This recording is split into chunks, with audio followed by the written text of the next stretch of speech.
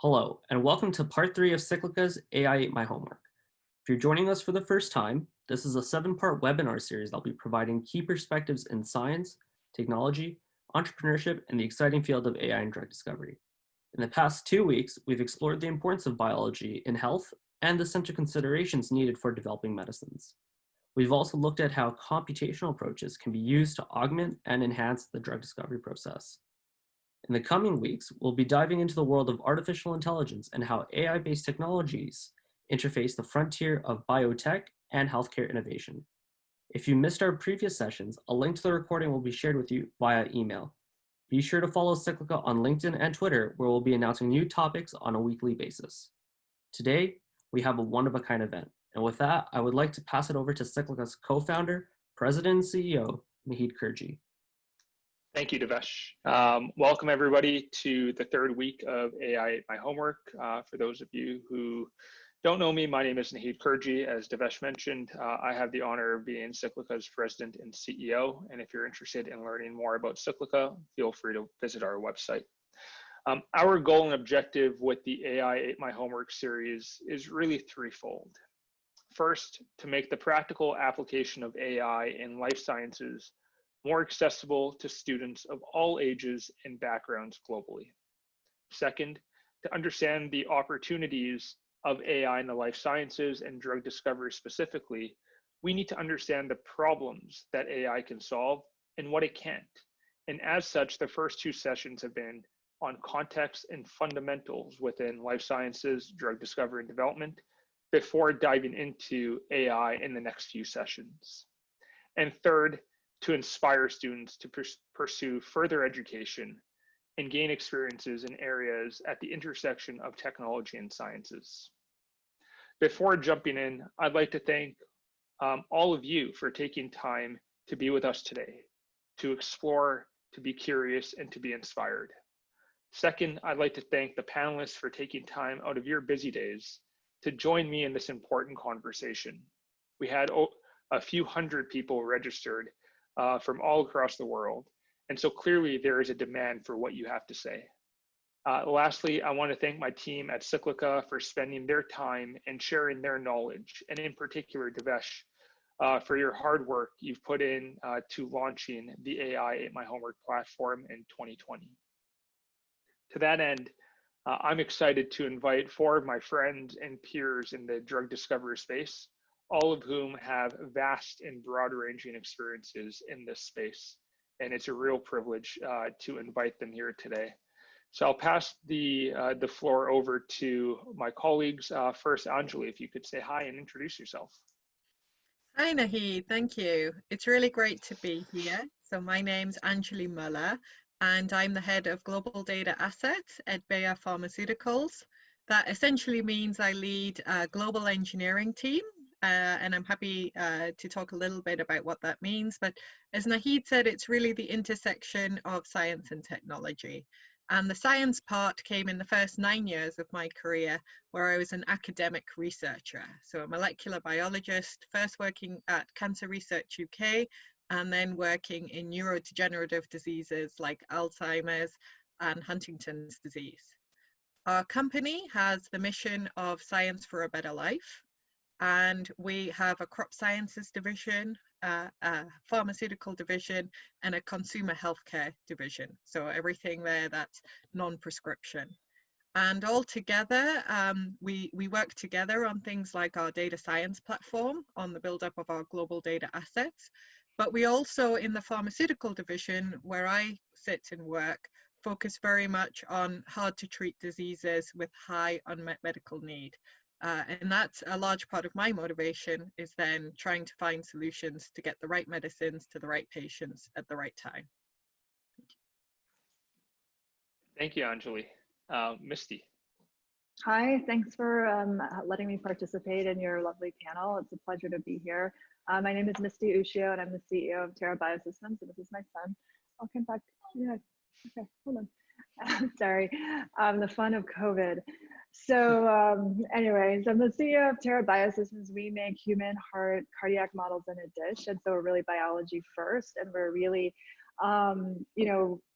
excited to be able to like really change the paradigm of drug discovery by using, you know, these human data to decrease time and increase the probability of success, particularly in cardiac and heart failure, where it's such an unmet need. Educationally, I'm a chemical engineer by training. I went to Johns Hopkins for my undergrad and have a PhD in biochemical engineering. And throughout, you know, kind of the past 30 years, I'm happy to discuss moving from pharma into venture capital and then into founding Tara and really building the company to where it is today, where it's still small but growing and very much out of the technical risk phase. So thanks for having me. Wonderful, Misty, and congratulations on the most recent raise. That's very exciting for you guys. Passing over likewise. Thank you, to Ron. Yeah, thanks, Naheed. And thank you all for being here. Excited to participate in this panel. My name is Ron Alfa. So I'm early employee and heading up translational medicine and clinical development at Recursion Pharma. My training is actually first as a neuroscientist, second as a physician scientist. So did degrees in neuroscience at UCSD and Stanford, and then my MD at Stanford as well. Recursion is a technology company that is using machine learning and biology alongside automation to essentially accelerate drug discovery by breaking ground on, you know, understanding biology from a new set of first principles. So what we say is we're trying to build a map of biology by using machine learning to decode images of cells from cell biology experiments. And you know, to date, we've been able to move three different programs into the clinic, and actually a fourth program that we've spun out into an independent company. So really excited about this panel. And you know, I think part of the reason we're all here is we're all incredibly excited about the application of technology to the future of healthcare. And I'd say, you know, first that there are almost endless applications for technology to improve healthcare today. There are just so many challenges that people can tackle. And if you're excited about the space, and if you're excited about bringing together machine learning and making impact on healthcare, you know, you don't need to look hard to find an opportunity. At Recursion, we're very much focused on discovery of new medicines and development of pharmaceuticals. And really what gets us excited is this opportunity to sort of use machine learning to better understand biology in order to develop medicines for diseases that have been very intractable. So a lot of the work that we've done focuses on rare disease, but increasingly we've been working in the space of oncology as well as neuroscience.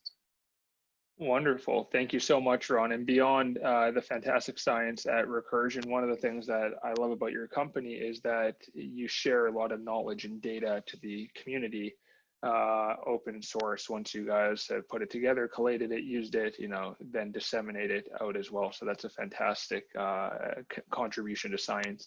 And last but not least, Brendan. Thanks, Naheed. Yeah, Brendan Allgood. Background is largely in mathematics, large-scale computing, software development. In graduate school, I applied that to theoretical cosmology. Developed large-scale simulations of galaxy formation, galaxy collisions, dark matter halo formation. Worked a lot with Hubble Space Telescope images. Did a lot of theoretical work there around the structure of the universe and what the implications of that are on Big Bang theory and just kind of the universal understanding of the universe, really. I left academia, and there aren't very many job wanted ads for theoretical cosmologists. So I ended up finding my way to chemistry and biology by way of a startup company in Silicon Valley. Learned a lot about software development at that company. I thought I was, you know, really good at software development. I was good for a graduate student. Turns out I'm in terms of software development, I still needed a lot to learn. And I learned that company itself actually went the way that most startups go. it ran out of runway, right? Most startups do not succeed, and that's one of the realities of the industry we're in. But it's all about taking big shots, taking big, going for it and going for it and not looking back, right? And when you're taking shots like that, sometimes things aren't going to work out. But after that company didn't work out, turned around and thought that this idea of bringing together AI, cloud computing, chemical design, and biology was really a worthwhile thing to do. So founded a company in 2007 called Numerit, where we developed a chemical design platform that can do everything from beginning to identify compounds against targets, but also being able to simulate how those compounds might interact in the body, how you might avoid toxicity. So building a software platform for Quado to kind of answer a lot of questions. We developed a number of drugs, one that's currently in clinic, others that are advancing towards the clinic. I sold that company last year in September. We were acquired by another company, Integral, where I'm at today.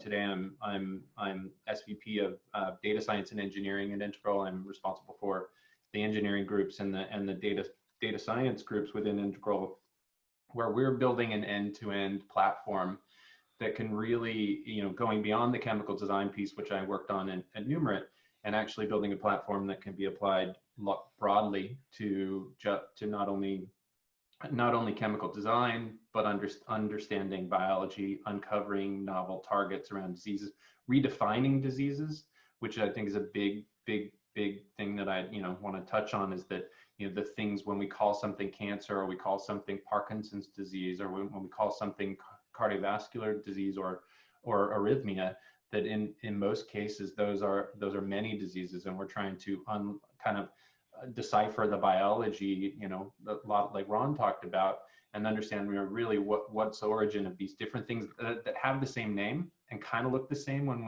from the outside perspective, but are very different at a cellular level. And then treating those, and then thinking about patients, right? We think the only way that we are really going to help patients and advance healthcare and start to tackle the more difficult diseases like cancer and neurodegenerative diseases like Alzheimer's and Parkinson's is through technology and through the use of machine learning. And we can talk more about that later. Amazing. Thank you so much, Brandon. So let's get into a free-flowing conversation. And I want to turn it over to kind of Misti and Ron. So you shared, where you are today, but let's rewind a little bit. Tell the audience your decision to pursue science. Let's go back to undergrad. What excited you about getting into STEM as a chemical engineer, as a neuroscientist, and what role did higher education play to the decisions that you then made in your career and where you are today? All right, you want me to tackle that first? Yeah, okay. I think you have to go back to high school or even earlier to this, because once you make the decision for college, you're kind of, you sort of have a little bit of a path for it. But so for me, I was always interested in math, but I fell in love with chemistry. I just thought chemistry was like the coolest thing ever. I still have a periodic table on my wall, like the big lecture hall size. It's like from a long time ago, and it's missing some elements. But I just think it has like it's the most efficient like organization of information I think ever. And anyway, I was a fan, and I think because of my math interest, I was like, chemical engineering, that seems great combination. Let's do that. And so I applied for chemi. Back in the early 90s, chemi, there was no bio in chemical engineering. It was like straight up chemical synthesis, and it was pretty hardcore. But I happened to have literally like a work study, extra cash on the side in a molecular biology lab just by chance. And I was learning about like divvying up DNA and moving it around and understanding and studying genes. And then I'm learning chemical engineering, and I'm like, wow, wouldn't it be cool if somehow these things like came together one day? Because that would be cool. And it wasn't until like I was a senior in this is 1994, where there was all of a sudden like a biochemical engineering class. It wasn't even like a degree. It was like a class. And I just thought it was very cool to start thinking about like applying engineering principles to cells and biology.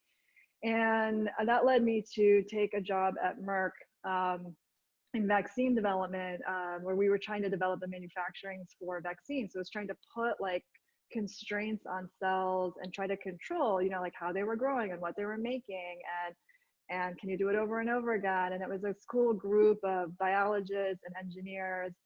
And in the back of my mind, I always thought I would want to go get a PhD, but I also kind of knew myself coming out of undergrad. I was like, I'm not ready to tackle graduate school right now. Like, I kind of just need to like see what the world's like, which is why I went to Merck. And then Merck, you know, and pharma back in the day, you know, just they were very generous with their educational benefits. So they paid for my master's. They paid for a PhD, and they paid a fellowship from Merck while I was an employee. So it was just a very generous kind of time. And, you know, was able to kind of take these kind of interests and do a PhD in biochemical engineering, and really trying to understand more about how you can control the metabolism in particular of cells, so that the food makes more of the product that you want. And in this case, it was antibiotics. So kind of going, the nuance of your question is like, what were some of those decisions, and has it made a difference? You know, and again, I've been out of big pharma now for quite a while, but at the time, you know, there was a little bit of having a PhD really helped your career growth, or it made it easier. And I think part of the decision was driven by that, because I was in pharma and I wanted to grow my career and I wanted to do a PhD. So it seemed kind of obvious thing to do. I think the irony is that when I came back and I finished, and so I was kind of really focused on it, when I came back to Merck, because I owed them time, I was like, wow, I don't want to run a lab. Like, I don't want to do this. Like, this isn't, and then it was like, I kind of surprised myself. And I went on to do other things that we can talk about. But I do think, regardless of, you know, whether I ended, you know, whether it's finance or company building, honestly, you know, like the foundations of science in general. So just even like the engineering, I would say the biggest thing I learned out of engineering was that you need to make assumptions. You know, you can't solve the equations. Like, you have to make some assumptions. And I think that kind of thinking allows you to move forward and justify the risk you're taking kind of at a macro level. So I've always felt like that was something we learned, because you always had to write your assumptions at the top of the, do you remember, those of you engineers?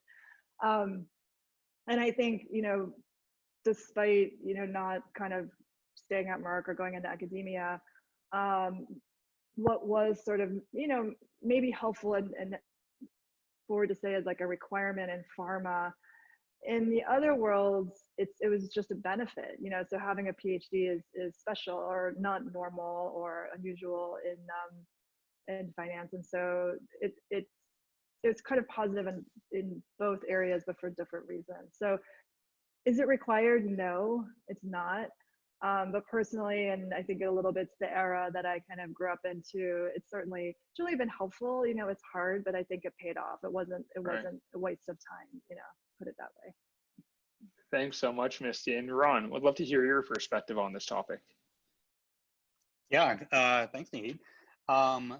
So, you know, if you're patient with me, I'll take you through my journey. And I think, you know, the big lesson that I'd like to communicate for folks that, you know, where this is relevant is that, first, I didn't have a plan. And second, you know, I just jumped headfirst into things and I don't look back, and that's worked really well for me. And so, you know, from my early upbringing, you know, there was nothing that would have suggested that I would be a physician. Honestly, I wasn't really prepared to go to medical school. My parents were immigrants to the US. They didn't have any education. And, you know, nothing really set me up for success in education. So I'd say, you know, early on, I was a pretty mediocre student and actually didn't get into college from high school. So I left high school and actually started a business where I was putting on dance music events for a couple years. And then at some point, I just realized that, you know, I was thinking long term, and I felt like I really needed to go back and get my education. And so I basically enrolled at community college in Los Angeles, and And I was just so behind that, you know, you wouldn't even you wouldn't even try at that point, because, you know, I had to take so many classes that, you know, folks that were in university had taken in high school even. But the thing I learned was, you know, just, you know, showing up, being curious, and meeting people and learning from other people. You can pretty much, you know, learn anything you want. And it took me a long time early on. I had to, you know, I would spend like hours probably learning things that people learned in, you know, in a couple hours. I'd spend my whole night studying, but eventually it got better and I was studying less and I sort of got the hang of things. And as I took courses, I got really excited about biology. I got really excited about chemistry, and I didn't really know, you know, where that would lead me. But, you know, I just sort of kept my eyes open, and I applied to a summer research program. I was able to go up to Berkeley and do a quarter of research over the summer, and that got me really excited about research.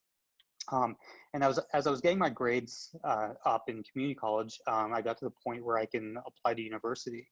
And as I was applying to UCSD, I had sort of my first interaction with the healthcare system. So my dad got diagnosed with liver cancer, and basically, you know, we went in, and, you know, I was there every day for months, and there was literally nothing they can do. And, you know, I was a young student, and I'd been taking biology, and I was super excited about science, and I was like, this doesn't make any sense.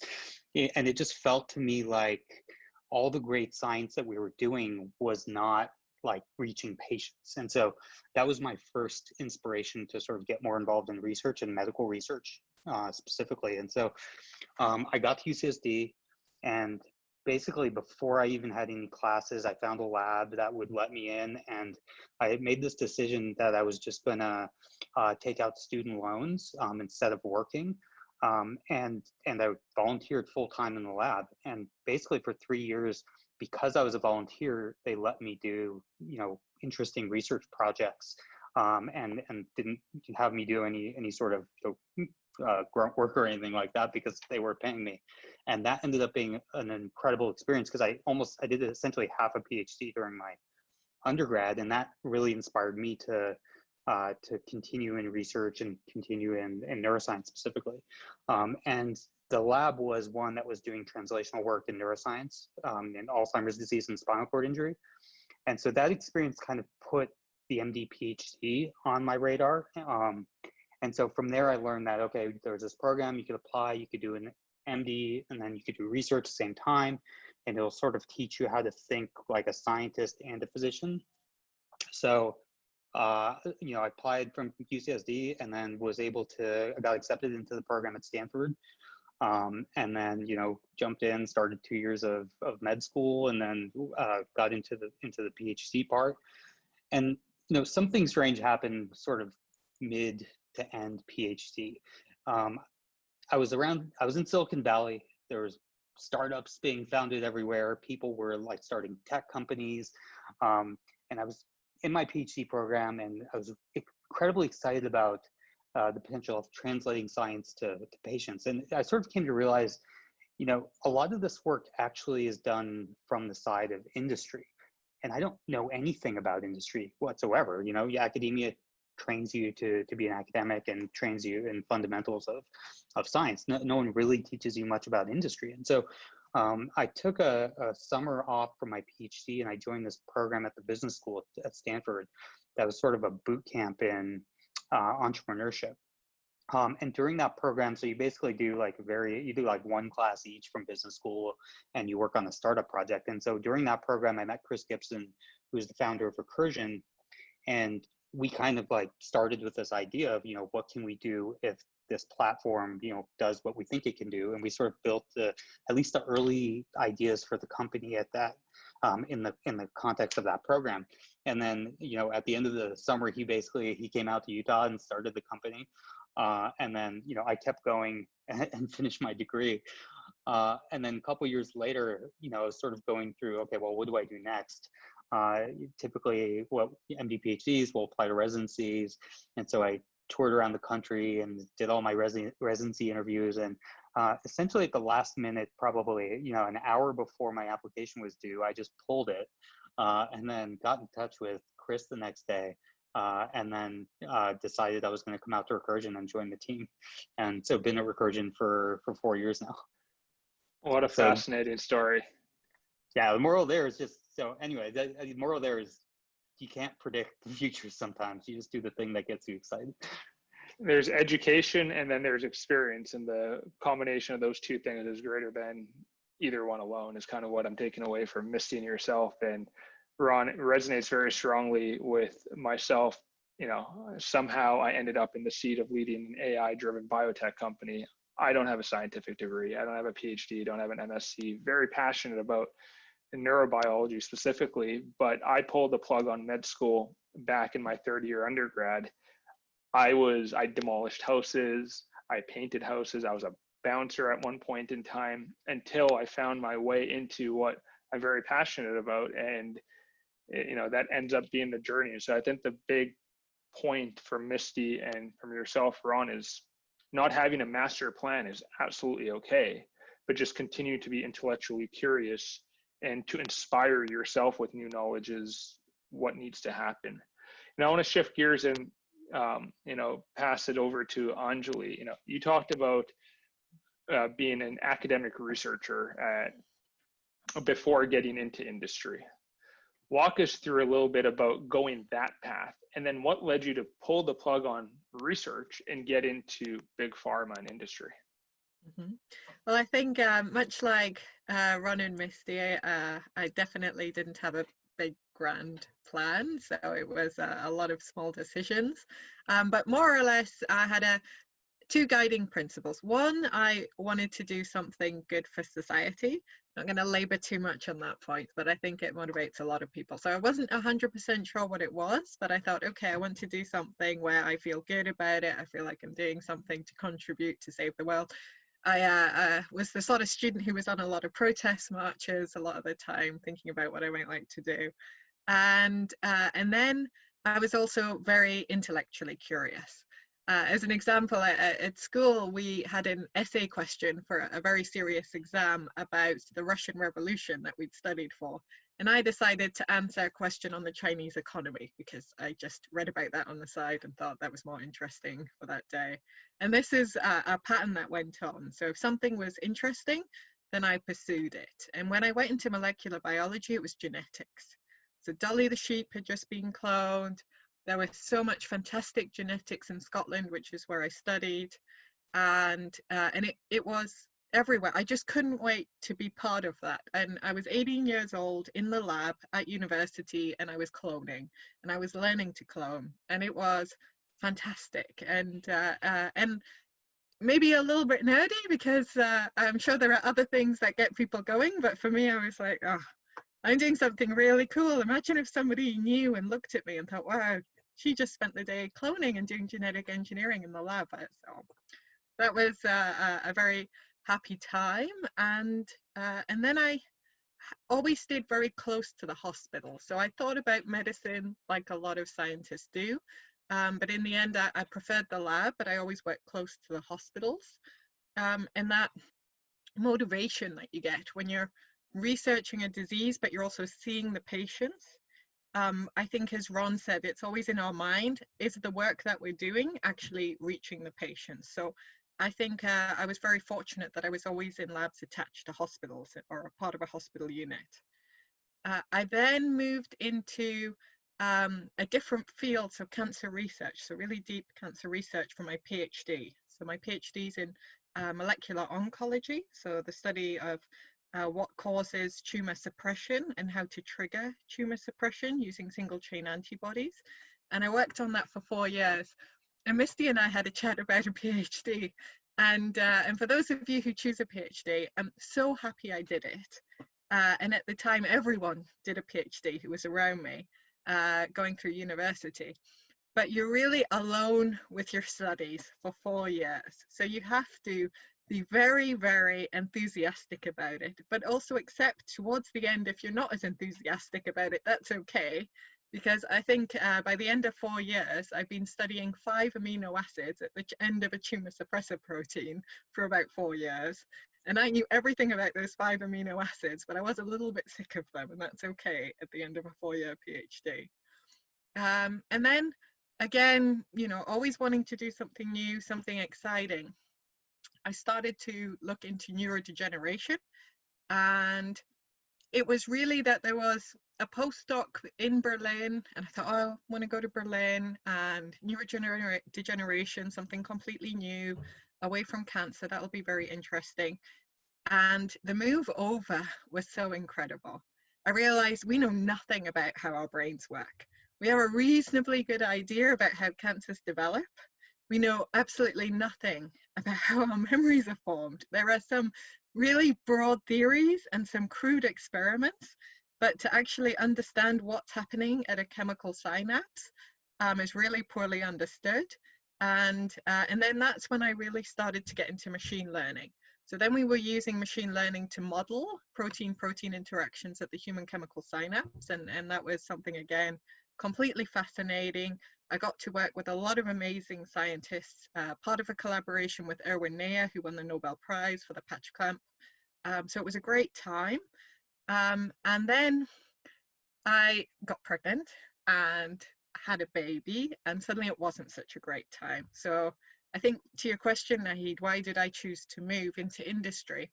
At the time, it was really a family-driven decision. So it was that academia just wasn't the right environment. It was long hours, it was sleeping on the couch outside the lab, it was working in the radioactive lab, and it just wasn't suitable after my daughter was born. So I moved then, using all the skills I'd acquired in the machine learning space, so it was just support vector machine learning I was doing at the time, into a data science job at Thomson Reuters for translational medicine. And I think much in the same way I was excited by the human chemical synapse or by genetic engineering before that, machine learning just became more and more fascinating to me, as I saw how natural language processing and computer vision could be applied. And I had 5 different clients, so all very large pharma companies, and I got to see such a wide range of approaches. And then eventually I moved into one of those companies, so Bayer, 4 years ago. And as Misty said, big pharma is very supportive of your education, of your work-life balance, of making sure that you can develop in all the different areas that you need to, but that you have the complete support network around you to do that. And now, as I head a department, it's just so important to me that I pass that back on and I give those opportunities to the team beneath me. And that's what really motivates me these days, to try and make sure my colleagues, the new students coming in, that everyone can enjoy that curiosity and work-life balance. Wonderful. Thanks so much, Angeli. And one of the things that you didn't highlight that everybody should know is that you contribute back to the community as well by sitting on multiple boards, nonprofit organizations, and you'll hear from Brandon, the 2 of us with Ron co-founding the AAIH together, which Brandon has the privilege of being our boss at. I'll pass the baton over to him. So Brandon, you talked in your introduction about being a physicist. When you look at your career, let's dive into your comments on how you've positioned yourself from physics into biophysics and AI-based drug discovery. What was the big aha moment for you? How did you go about applying what you knew in physics to biology and chemistry? And I will note that you talked about the origin of biology and the origin of the universe. So similar vernacular, let's talk a little bit about that. Yeah. So it seems like unlike the rest of the panelists, I had a grand plan. Since I was a young, I would say, I was going to be a jet fighter pilot. And then my eyes went, then I started wearing needing glasses at a young age, and that was out the door. And so the next one was theoretical cosmologist, believe it or not, at age 12. I come also from like Ron, from a family I'm the first person to go to school, go to university. Not only that, I ended up with a PhD in theoretical cosmology, which is a little challenging for the rest of my family to completely grasp. But you know, I met Stephen Hawking when I was a young kid. Tried to read his book multiple times. Tried to read a number of books from famous scientists like Linus Pauling and others. Just continued to work hard, and I had blinders on. I knew in undergrad I was building cameras for telescopes. I was doing theoretical work on gamma ray bursts. I knew what I wanted to be. And then I got into grad school, started to build computers, what we used to call Beowulf clusters. Most people never build those again because we have the cloud, but started building computers, started becoming systems administrator for the physics department, which at the time, you know, they used grad schools or grad students to do this stuff. And you know, really, and then in looking at Hubble Space Telescope images, started to go, man, there are just too, you know, when we're getting millions and millions of galaxies, I do not have the time nor the capacity to sit there and click through and characterize all of them, right? And so we had to come up with a new way to automatically kind of collate the data, generate things, and machine learning was kind of the emerging piece. But then I got disillusioned with academia. It was not the meritocracy I had always been told it was, and that's you know, not blaming anybody for that one, but you know, when one or two jobs that you're qualified for open in a year, and there are 100 people with your skill set, it's just not. It just can no longer be a meritocracy. This is low numbers statistics. And having come from a family that works really hard and is, you know, kind of more blue collar, I've been working my whole life, and my family were starting companies. And again, like Ron, I'm in next to Silicon Valley, and it's just like, man, I think I need to go over there. And I fought for a while, like, about going over to Silicon Valley before finishing my PhD. But like Angeli, like I felt like I'd kick myself if I left and didn't achieve that goal that I'd made for myself, again, because I had the plan. It was going to be, you know, undergrad, grad school, postdoc, faculty member. Like there was no question in my mind ever. But then I left and found that, you know, and I was kind of worried that I'd have to be coding, you know, just doing boring things like ad serving, you know, because I did get an offer from Google at the time. Maybe should have taken it. Financially would have been better.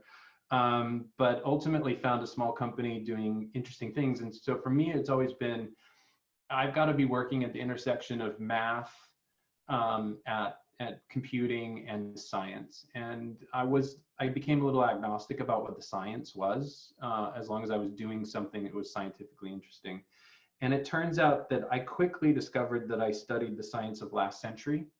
The science of last century was physics. You know, we had, you know, the development of quantum mechanics, the development of general relativity, really kind of bringing physics together. And unfortunately, you know, so fortunately and unfortunately, biology was negatively affected by physics, right? Physics is a reductionist science. You go down to the very small, you come up with a theory of the very small, and you start to build it back up.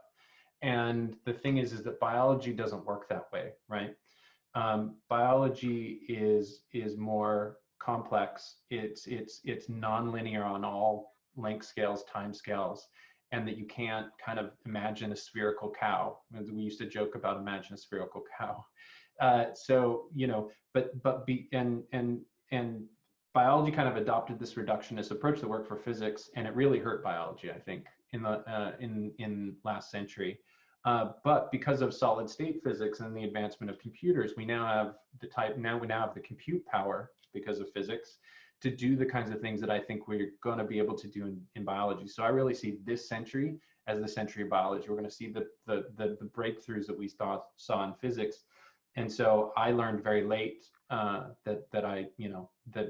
this is the field I want to be in, because we know more about how galaxies form than we know about how our brains, how our livers, how our bodies work. And it's amazing to me, and that's just a huge challenge. And so to bring together data, machine learning, my skill set that I learned as a physicist, because, you know, everything's chemistry and biology, they're physics in reality at the base. You know, I get to be able to kind of do really cutting edge work and push the envelope. Brandon, fantastic. Thanks for sharing that. I'd say the eclectic background, the non-traditional background of getting kind of into the biotech space, but again, amalgamating knowledge and experience over time and being very directed in its application. So we have about, give or take 20 minutes left, and want to go back to Ron. You went from MD, PhD in neuroscience to being an integral member of one of the most recognized, lauded AI-driven biotech companies, kind of at the interface of machine learning and biology, as you said. How did you apply yourself and your skills at Recursion? And given the ever-changing world of artificial intelligence, machine learning, deep learning, in the drug discovery space, how did you adapt to find yourself in this role today? Yeah, that's a good question. So big question. First of all, I'll just say that I'm not a data scientist by training. And so I think that's another part of the question is how do I apply myself at a data science company that is really data science heavy as a non-data scientist? And so the first thing I'll say, so there are 2 points I want to make. So one is just regarding startup life.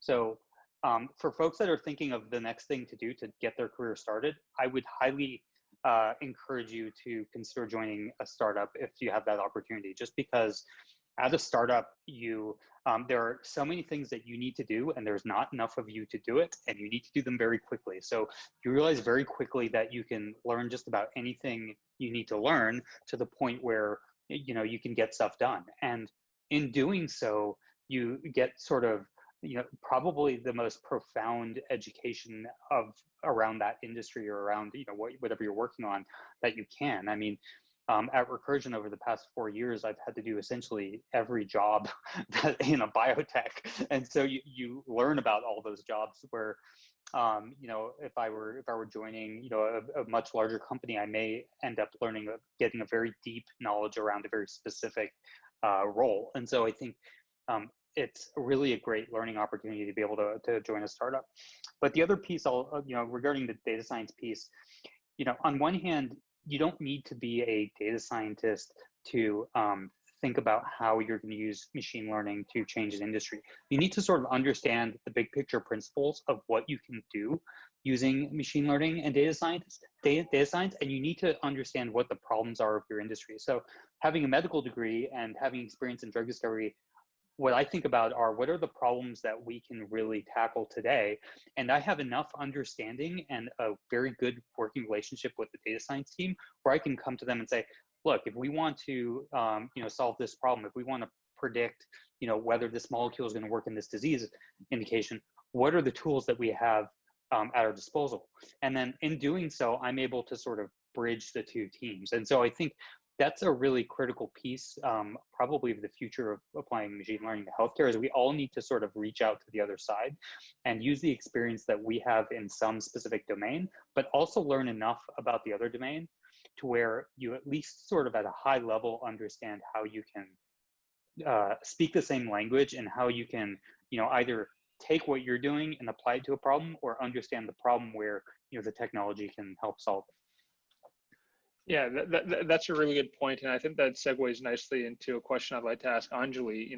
You went from microbiologist, researcher, cancer research, neuroscience research, to now leading a substantial division within Bayer on data science.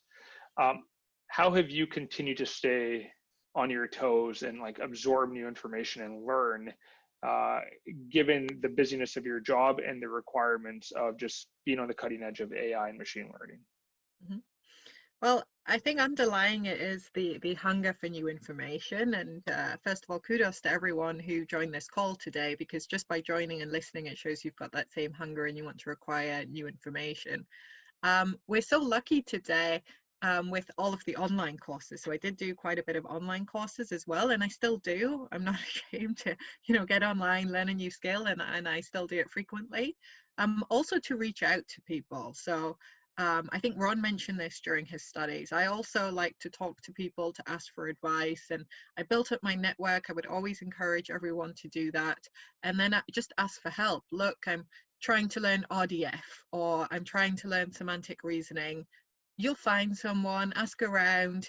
Most people are really willing to share their knowledge and expertise if you just reach out and ask. So I think that was also key.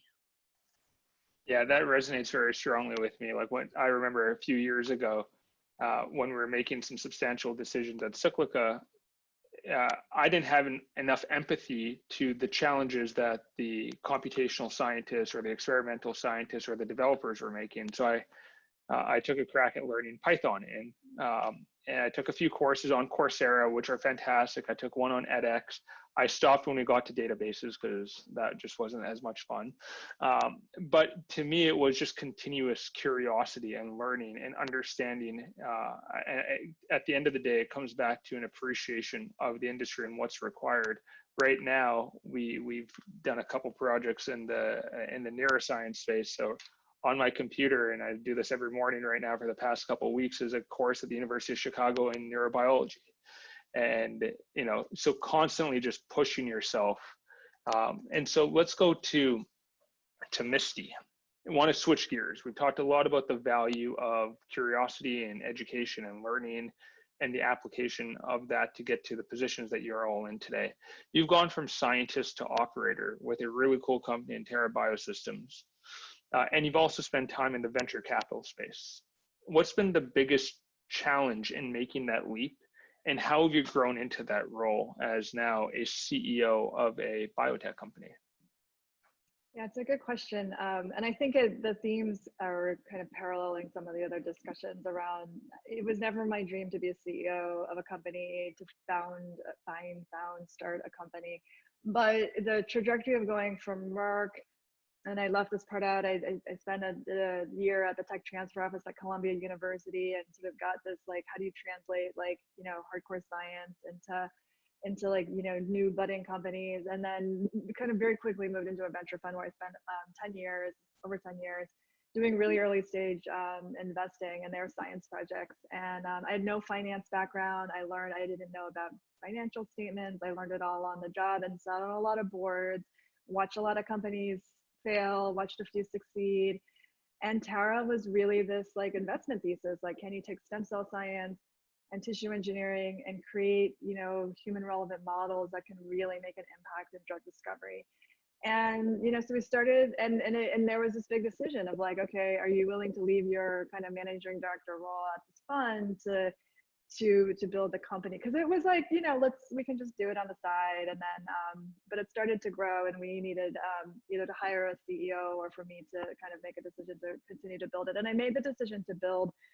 And I think some of the factors driving that were sort of this interesting, I don't know, at least for me, collection of experiences, you know, pharma, intellectual property at the university level, venture investing. And it was like, you know, the combination of these experiences, and then also saying like, hey, you know, if these other people can do this, I can give it a go, you know, sort of having the confidence, you know, at some point and saying like, based on what I've done and what I've learned over the years, like I have the like, yeah, let's be CEO of this company and like build it and let's do it. I would have never said that, you know, like 20 years ago. And so you know, on that note, I think it's a little bit like the self-awareness of how you change over time based on your experiences and like what that gives you the confidence to do, I think is really important. So that was sort of the you know, kind of the pieces that factored into that. And, you know, and thinking also about like, you know, you get this amazing opportunities to learn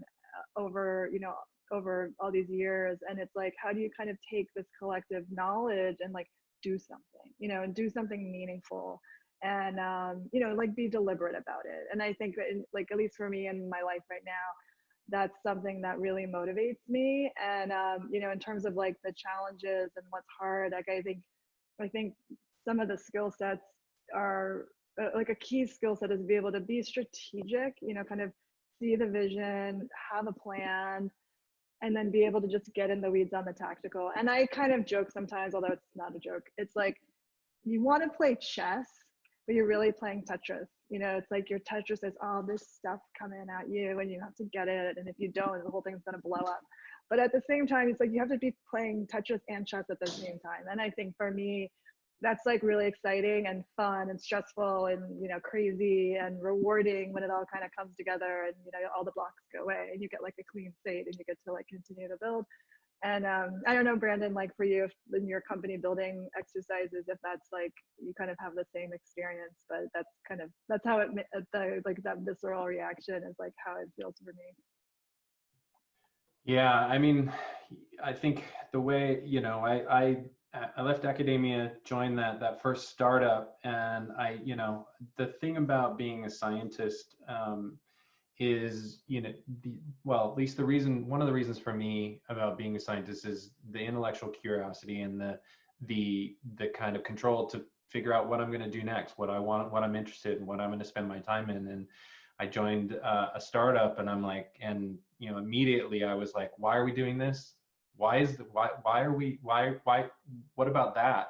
No, what about this? And I think it's more of for me, I will openly admit, and I feel like I'm maybe on the couch a little bit here, but it's a matter of control and wanting to kind of pursue my own visions. And so, when that company, and also having a bit of bravado of saying, well, I can do this. I mean, this is, I did physics, I can run a company. Turns out it's not that easy, but I had the bravado to assume, if I could figure out physics, I could figure out company building. Started a company, and yeah, it's got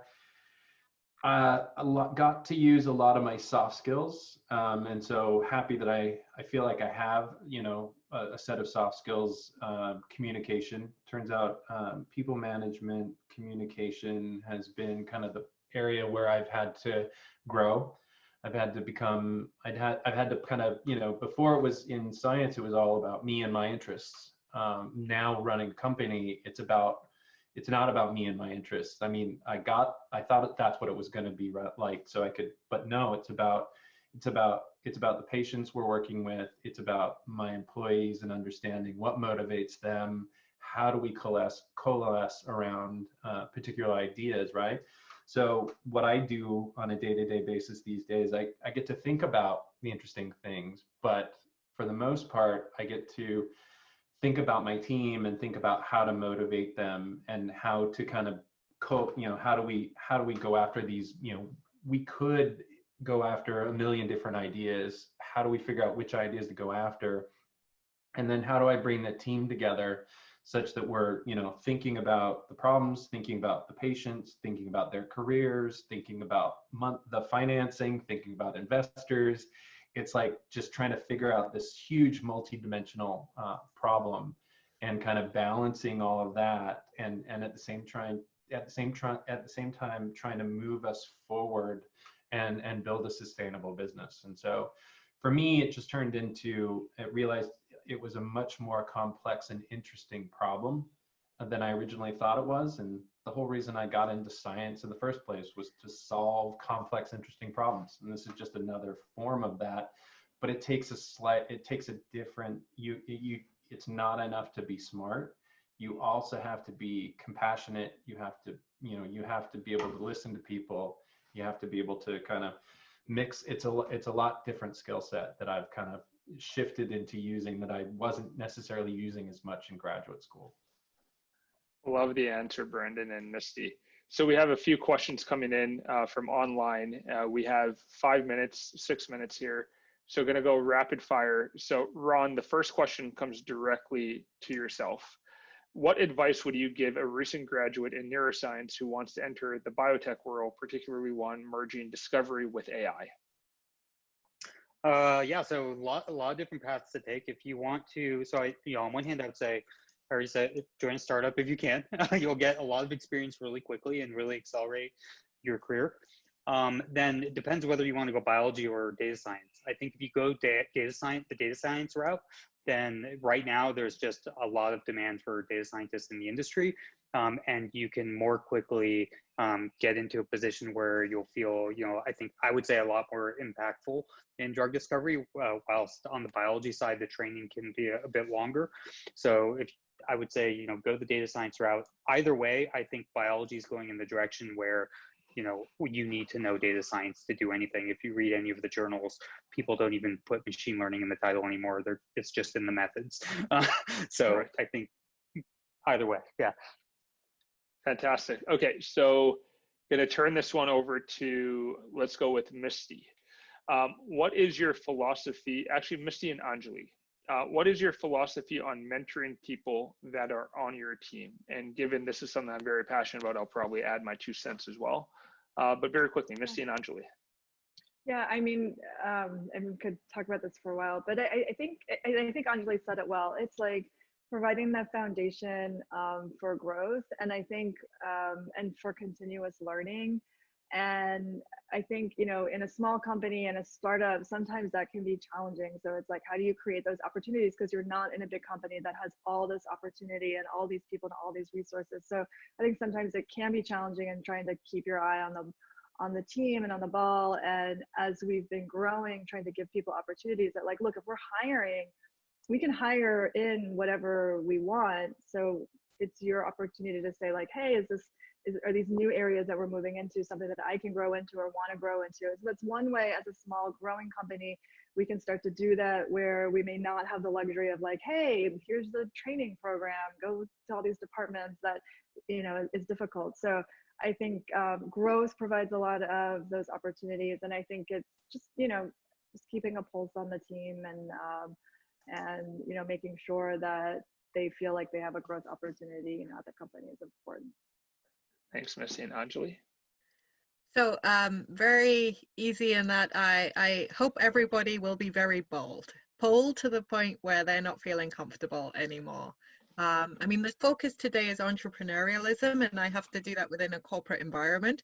But Naheed, I remember 2 years ago phoning you up to say, what's this AIH thing, and can I get involved? And a few months later, we were on the stage at JP Morgan launching it. And I'm now on a board for a rare disease organization, which we're just kicking off. And I got to design my own department and write my own job description at Bayer. And I think it's just, I hope that everybody feels that they have the psychological safety to make those bold moves, because that's what I felt I got from my mentors. Amazing. And so there's 2 more questions that we have. I just want to touch on this point. Mentorship is very important, and it's a 2-way street. If you want to mentor, go find your mentor, ask those questions, be vulnerable, because that's when mentorship is most effective. And then to those that are mentoring, be open with your viewpoints. Talk about failure as much as you talk about success, and be vulnerable back to the person that you're mentoring. We do that. I think we've done it poorly at Cyclica. I'd like to say that we're on the path of doing it exceptionally well, but it's certainly one of the core pillars of the growth of the company. We have one more question from the panel, and I'm going to throw this one to Brandon, and then I'm going to end off with one big question for all of you. So, fantastic panel. Thanks for the great discussion. I have a question regarding balancing education with industry. I'm currently a med school student and find the curriculum and education overall to be quite conservative. How do you stay relevant and forward thinking despite being in traditional institutions of education? So Brandon, maybe, but then there is a physician on the line. So maybe Ron, if you have anything to add to that too. Yeah, so I guess for me, I know it's hard to balance, keeping up with your studies, but again, I think there's a lot of, especially now, there's a lot of resources that are out there to start to think about and explore different ideas. So I would definitely explore the edX, the Coursera are places where you can do this. One of the things that I often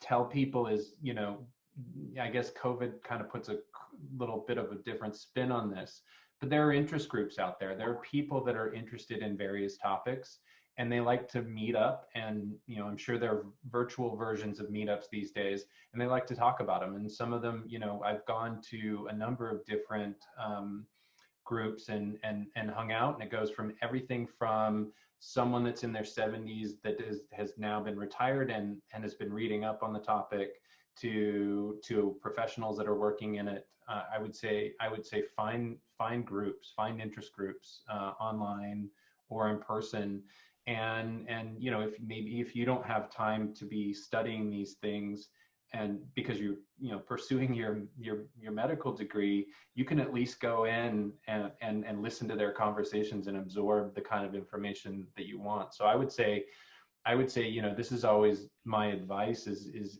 to again, as Angeli also said, put yourself out there. You know, the worst thing that can happen to you is you can be embarrassed. You know what? A lot worse things can happen in life. And so, you know, just put yourself out there, and maybe you admit you just don't know something, or you're embarrassed because you know what? That's great. Be uncomfortable. Love it. Ron, anything you'd like to say to a aspiring med school student? Yeah, I mean, just be curious. I mean, one of the things that we encounter is folks think, you know, machine learning isn't going to be as transformative, or it's not going to apply here, it's not going to apply there, and it's just folks are just not curious about it. They're just, you know, very negative about it. And so I think if you just keep a curious mind and think, well, how would I use, you know, this thing in this application, or how would I solve this problem using technology, then I think you'll begin to see lots of opportunities. There's plenty. Perfect. So I'm going to end off with one question. I know I'm borrowing a couple more minutes of your time. The last thing I'd say to that med school student is the rate of innovation in education the slope is lower than the rate of innovation of technology and AI. And that delta, to keep up to that, that's on you. And you got to figure it out, and you got to study, and you got to learn, and you got to expose yourself and ask questions. But that's where it comes from. So let's talk about the future to end off this session. Where do you see AI playing the biggest role in reducing healthcare burden? How long do you think it will take for us to see the impact? And what can the next generation do to help speed that up? So start off with Angeli, Misti, Brandon, and then end off with Ron.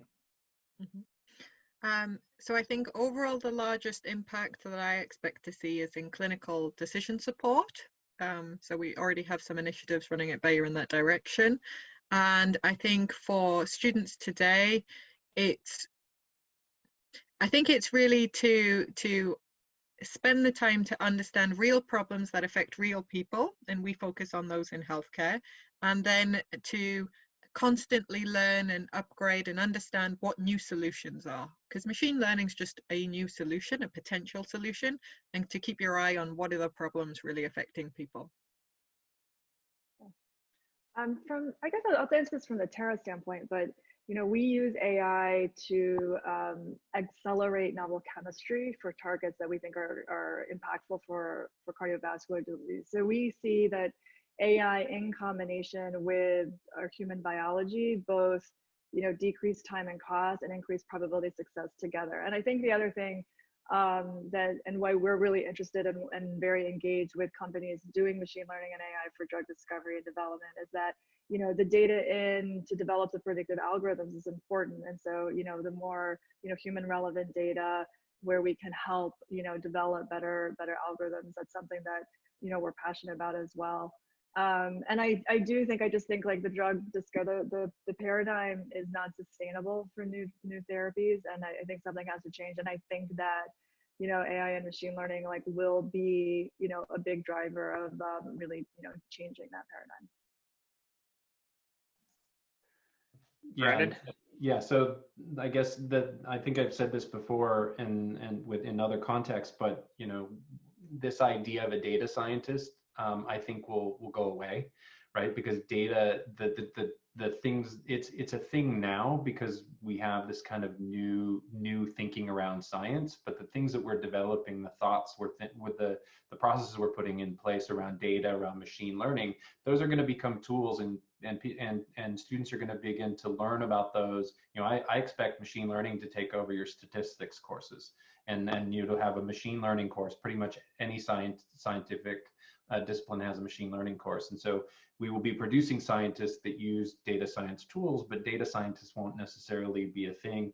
I think in our field, just real quick, diseases right now are generally diagnosed by doctors and are taught to be diagnosed by doctors using their 5 senses, and then we turn around and treat them biochemically. There's a disconnect. I think I touched on it earlier, that these diseases are generally multiple diseases. They have different stages. There are different stages for interventions. And I think what the biggest impact on healthcare, in my mind, from machine learning and AI, is to start to identify diseases on a different level, on a molecular level, so that we can now have one-to-one diagnosis of a disease or categorization of a patient population, and match those up with a therapy that's meant for them at that stage of their disease. Thanks, Brandon. Ron? Yeah, so I'll maybe make a general statement. I think the important thing here to think about going into the future is that, so first, there are a lot of opportunities to do the same thing better, but those are not going to be as impactful, I think, as the opportunities to see things differently, to do things completely differently. So if you think of, for example, medical imaging and MRI, all of a sudden you can now see, into the body. You could see tissues, you could see the brain, you could see things that you couldn't see before. I think, machine learning being applied in all aspects of healthcare is going to enable sort of step function changes to the things we're able to do, that are not just, doing the same thing better, but are allowing us to diagnose disease in a way that we just couldn't before, or diagnosing diseases that we didn't know existed, because all of a sudden we can see different aspects of cell biology, of diagnostics, of tissues, things like that. So from the drug discovery side, the thing we're always trying to think about internally at Recursion is not just how can we speed up sort of, the process that's been in place for the past 30 years, but how do we sort of reimagine the entire workflow of drug discovery in a world where we now have this technology. And so I think wherever you want to go, think about it like that. Yeah, and to end off, my view is bringing data from kind of soup to nuts, the clinic, back into discovery, and kind of personalizing the entire effort and redefining the workflow. We have so much data in the clinic, bringing that data back into drug discovery and bringing the patient truly at the center of the entire paradigm. I think that's where data comes in, and algorithms, whether it be AI or anything else, is going to have demonstrable value. So with that, to anybody who's still on, I know we're 8 minutes over. Thank you so much. This has been highly enjoyable. I have so much appreciation and respect for the folks that joined this conversation, the panelists, as well as all of you who engaged and asked questions. Don't stop being curious. We're all fairly active on LinkedIn, Twitter. We do like to share our thoughts, and for those of you who are interested in AI and healthcare, a shameless plug, though nobody is sponsoring this, 4 of us are founders of the AIH, the Alliance for Artificial Intelligence in Healthcare. The AI Primer came out a number of months ago. Check in, and we're here to answer any questions that you may have. Thank you all. Bye. Thanks a lot.